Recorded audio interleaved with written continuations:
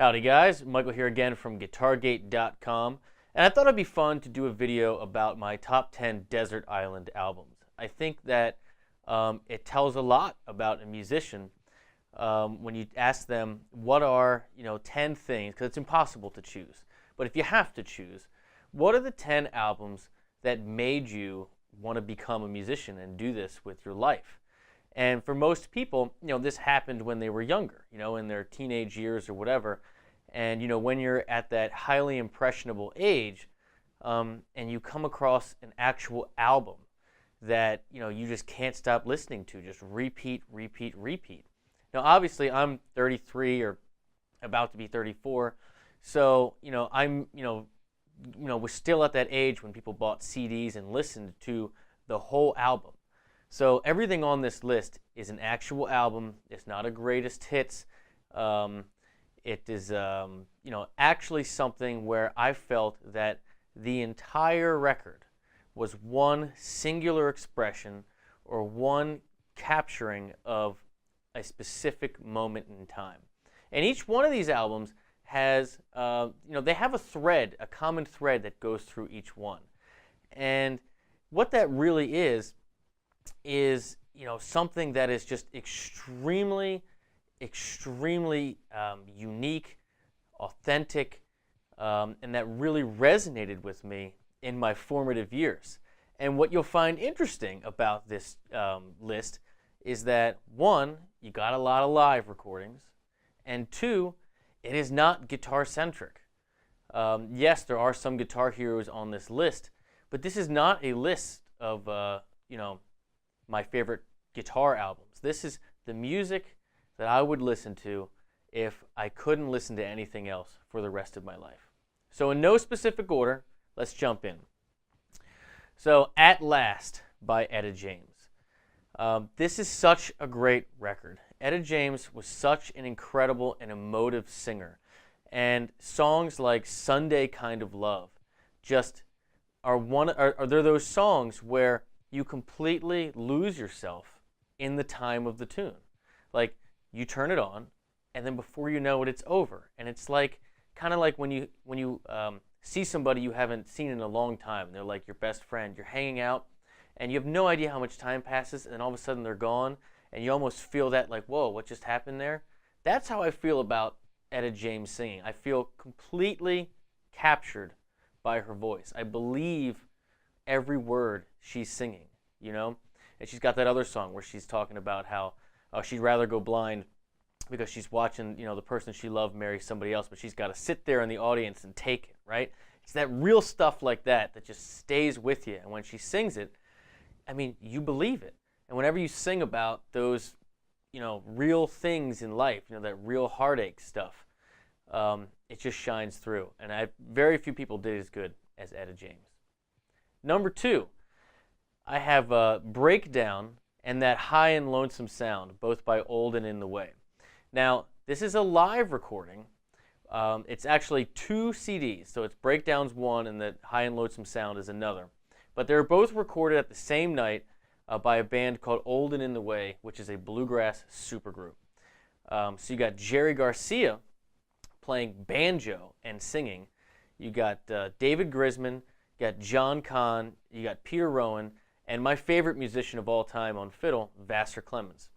And while true bluegrass purists and aficionados don't really look at this series of recordings as textbook bluegrass, right? Because it's very jammy, it's outside, it's a supergroup kind of thing. This was the first time I ever had like a real musical epiphany when I heard this record. I got bit by the bluegrass bug when I was very young, and it's just something about the fiddle and those tunes, and especially those old gospel tunes, that was just so organic, just so real. I just felt every note. I really felt that sound. And for anybody that isn't into country or isn't into bluegrass, listen to them do songs like Wild Horses, but that these songs, and listen to the arrangement of it and how beautiful they make it. And not to mention, 4-part harmonies and incredible musicianship as far as going back and forth. And for all you deadheads out there, Hearing Jerry do banjo stuff will give you a lot of insight on his electric playing. Highly recommend it. 3, Black Sabbath reunion tour. So in '99, Black Sabbath, did this reunion tour where they all kind of got back together and they made a DVD. And I got to see a piece of this tour, and it's still to this day the best concert I ever saw because it was at Nissan Pavilion in what is now called Jiffy Lube Live outside of D.C. And the rain was coming down, right? It was pouring down rain, and it was raining so hard that the mud was coming in from down the hill because it was a pavilion under, right? And so there's mud down towards your feet, and everybody's soaking wet, and it was horrific, right? And then they go over the loudspeakers, and they tell everybody to leave the stadium, right, or to leave the pavilion because there's a tornado warning. And so a lot of people leave, but a lot of people stayed because they still had the stage lights dark, but they still had the little like twinkling of the fire on stage. So you didn't feel like, you just got the feeling like if it was really over, they would turn all the house lights on and whatever. But they didn't do that, so people were leaving. And I would say, 10 minutes later, all of a sudden you get the siren of War Pigs going, right? And then they come up, they rise out of the stage, and there's fire and smoke, and they just go into, all of their classic riffage, right? The rhythm-based, groove-oriented, just heavy metal riffage. And that is such a big part of my childhood, my adolescence, and my learning to play guitar, that record, that tour, whenever I listen to it, it takes me back to that place. And, Tony Iommi, just the power of the riff, I still think very riff-oriented when I play anything heavy. So Black Sabbath reunion tour, gotta be on the list. Number 4, another live one. If you're noticing, I tend to be doing a lot of live ones. And that's because, music is meant to be live. And the live ones that I've picked really capture that time and place. So the next one I have is PFunk. So George Clinton live, and it's the Mothership Connection, recorded in Houston, and I think in the 70s. Now, this is what got me on the funk. I love a James Brown dance party as much as the next guy, but when I'm trying to get like the real dirty, like, the uncut funk, as George would say it, that P-Funk stuff where you're just the heartbeat all night long, just single chord vamps, where it's all about, building and layering of sounds, and whether it's the vocals or the instruments, whatever. And then you have Eddie Hazel, who is just a phenomenal guitar player. People call him the other Jimi Hendrix that passed away too young. I think he's another one of those that passed away at 27, if I'm not mistaken, like Jim Morrison and Janis Joplin and Kurt Cobain and so many others. But anyway, that record has so many great musical things, so many great rhythmic things, but also, a lot of people don't know that George Clinton kind of, there's some debate on this, but kind of came up with rapping, starting with these little limericks that he did. And you get to hear so much of that on this live record where he's interacting with the audience and getting the audience to call back and forth. It's just so cool to see. There's some incredible singing, and of course, you get to see the ridiculous outfits. Number 5, I have Live at the Roxy, Bob Marley. Reggae, when I was introduced to reggae, when I was, again, in my, formative years, when I was a teenager or whatever, something about the rhythm, the one drop, combined with the bass line kind of being the melody, where the guitars are kind of holding the groove, with the keyboards, but it's the bass the boom, boom, boom, boom, boom, boom, boom, boom, boom, that being the melody, and the drums just, just on the one drop. Something about that is just so powerful. You can't not dance and not have a good time when you're listening to reggae music. So, and that combined with Bob Marley and Peter Tosh, those lyrics, those super profound and powerful lyrics of everything that, those people went through and are going through, and that expression there of who they were and what they wanted, and that combined with that rhythmic force in a live environment that was perfectly captured, where the whole audience is chanting. It's just, it's just really, I could listen to that over and over and over again because you believe Bob, you believe the band. They're so synced in and in the moment. Like when I think of a record that has all the musicians just plugged into one singular train of thought, the whole audience plugged in, the sound people, everybody is just in that trance, I think of Live at the Roxy. Just a phenomenal record. Next one, number 6. I have Back to Black by Amy Winehouse. Now this one might be a curveball for a lot of you because this is not guitar centric, but these don't have to be. We're talking about music that I just love.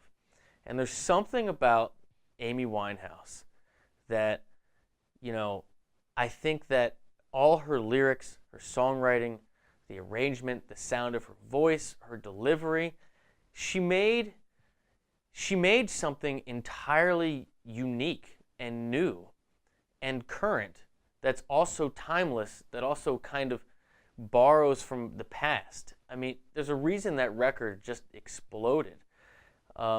Just the transparency of what she was saying, the sound matched the message. She made jazz accessible. I mean, it doesn't sound like jazz, but yet it is. Incredible production value. It's really just a phenomenal record. And, Love is a Losing Game in particular is some of the best 2 minutes or so in music, in my opinion. I just really love that song. I love that whole album. And it's one of those perfect albums where you listen to start to finish. Every song, the whole album is like a breakup thing with her boyfriend, and it's like a whole theme, right? But like every intro, every verse, every chorus, every bridge, every song, everything is this giant walking wave. And it's one of the perfect albums, in my opinion, and unique, a very unique expression. And since that record came out, you've seen lots of other artists, especially out of the UK, come out with similar things, but she really made something that showed her influences and honored the past, but it's also timeless and uniquely hers. I mean, her lyrics are just brutal in there. I mean, she's tearing this dude apart, tearing herself apart, and it's easy to forget because it's so beautiful. I love that record. Number 7, I have Live at Folsom Prison by Johnny Cash. This is another example of, the power of music. This record does not have incredible musicianship on it. It doesn't have incredible singing on it. But what it does have, and what it truly captures, is what we play music for. It is what makes us want to play, and that's connecting with other people. Johnny Cash had some contract fulfillment he had to do, right? Wanted to do it live and wanted to do it in a prison. And so he went to this prison. I don't know the backstory about how they got approved for all this. Went to this prison and basically played a bunch of prison songs to these incarcerated men. And you can hear in a couple of these songs, some of the men crying, some of them screaming out, and cursing. You can hear laughter. You can hear the sound of a pin drop. You can hear them, make fun of the security guards. Like you get so much. But what's so powerful is the song choices that he chooses. He chooses like slow, like painful ballads, like Green Green Grass of Home, where they're talking about, how someone's on death row and, all he wants is the green, green grass of home, but all he's ever going to get is these gray steel walls. And, the only way he'll ever get home is because they're going to have to kill him, and then they'll finally take him home and let him bury them. And he's singing to people on death row, that song. And then it finally culminates with him singing a song that was written by a dude named Glenn Shirley, who's an inmate in that prison. And it's this beautiful, amazing song. And there's just so many parts of that record that when you hear Johnny's voice booming through, what has to be a cafeteria, because that's what it sounds like, and you hear the reaction from the crowd, like in real time, it is really a perfect capturing of just whatever that moment in time was, you know, super, super powerful, super heady, because he could have gone in there and played a bunch of hits, but he didn't do that. He played some, but he played a lot of straight up prison songs, you know, like another one where someone, you know, got shot trying to break out, and they knew it was suicide because it was just his way of getting out of there, or another one where it is, you know, two brothers that are in jail together, and one got out, he got pardoned, but the other one didn't because he did attempt a jailbreak, and he knows that, you know, he would go with him if he didn't attempt it, but he did, and that how the most, you know, at most time he's going to miss him is on that Sunday morning when they go to church, that Greystone Chapel. It's just the stories, man. The stories of country music, you know, are what really stay with you, to me, more than anything else. And I think that that album in particular really captures what that's all about, because he's playing these songs to these people who are then going to have to go back behind bars. It's pretty wild stuff. All right, number 8, Band of Gypsys. So here's my big guitar thing, you know, Hendrix is known for all the wild Hendrix stuff.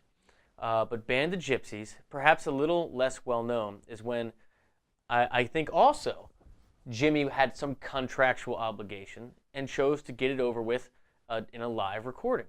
And so it's a power trio with Billy Cox, the bass player, his old military buddy, and Buddy Miles on drums. So it's his first like all-black band, and it's a power trio. And they groove. It's stupid how much they groove. Like, you listen to Band of Gypsys stuff, and then you listen to regular Hendrix stuff that's super produced.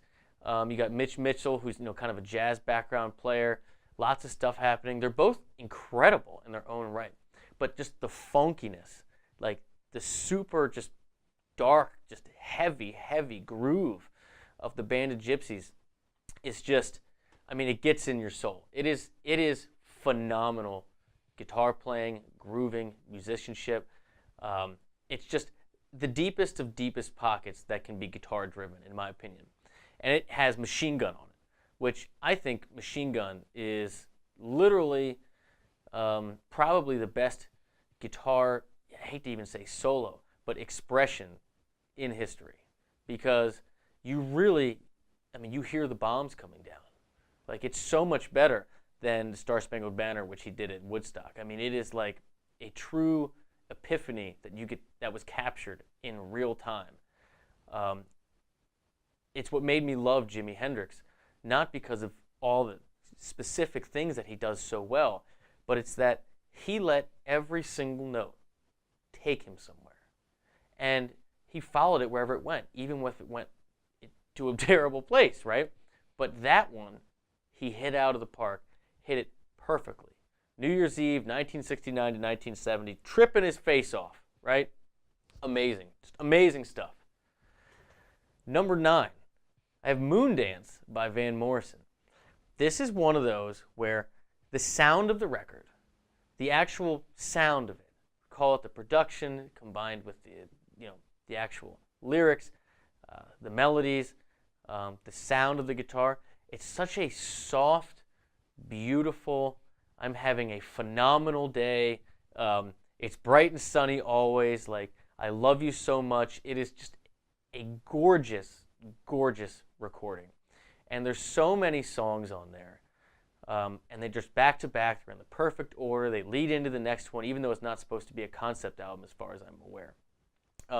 That is just phenomenal. I love Van Morrison. I love Moondance, like the whole record. That is one of those, you got the top down, you're on the boat, sun's out, you know, you're with your girlfriend or your spouse or your boyfriend or whatever, and it's just, you can't really you can't have a bad time. That's how I feel about it. It takes me to that place.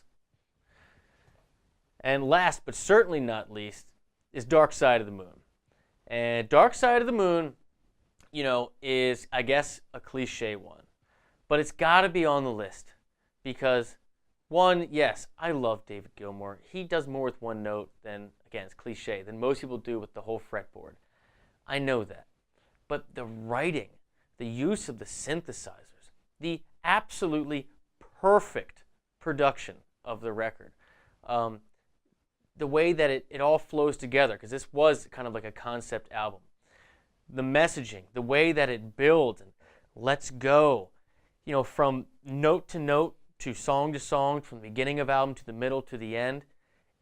Every piece of the album is perfect. There's not a single volume that should be different. There's not a single piece of the record which was overplayed, which was underplayed, or that should have been played more or less.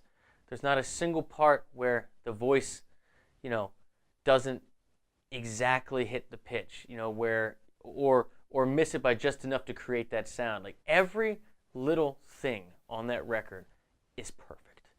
And that's why it's, spent, I don't even know, I think it spent years on the charts. Like, I think it's still on the charts. I don't know.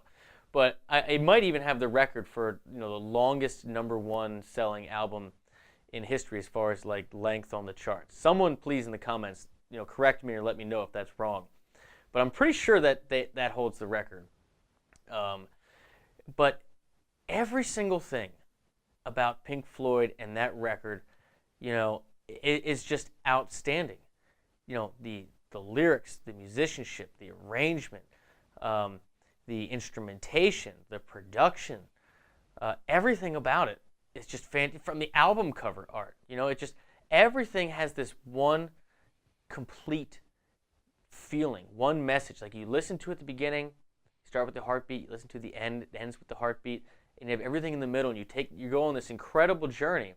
And there was nothing really like it before, and there hasn't really been anything like it after that did it so well and is so specific and so unique, but at the same time, it's indescribable. And also, it has, in my opinion, the greatest example of an odd time signature song, making it accessible, palatable, hooky to the regular listener. And that's, of course, Money. You listen to Money, and it's in 7, right? Boom, ba-da-dum, boom, boom, boom, ba-boom. That's 7, right? But you talk to anybody that doesn't even play music or whatever, and they can hum Money. They know the trick, right? But you try to get them to do anything else in 7, even very good musicians, and try to make it hooky, try to make it bounce right, try to make it groove. It is very, very, very hard. But Pink Floyd, they did it so incredibly well. And so you gotta have in my mind, you have to have Dark Side. I can't tell you how many times I've listened to that record. It's still, to this day, probably the #1 record that I've ever listened to because it's perfect. All right, guys, and that's my 10 Desert Island albums. I would love to hear yours. Now, obviously, I left a ton out, and it's going to be hard for you to choose, but if you can pick albums, right, leave them in the comments. Not greatest hits, because it's so easy to do that, but like specific albums, and that's because you want to capture that artist's moment, like that specific moment, that singular expression, and not a culmination of a life's work. Because I think that's the goal of an album for every artist, right? Because you write it then, not all of it, right? I would love to hear yours. Please drop them in the comments. And I had a lot of fun making this video. I will see you next time, and as always, keep it in your hands.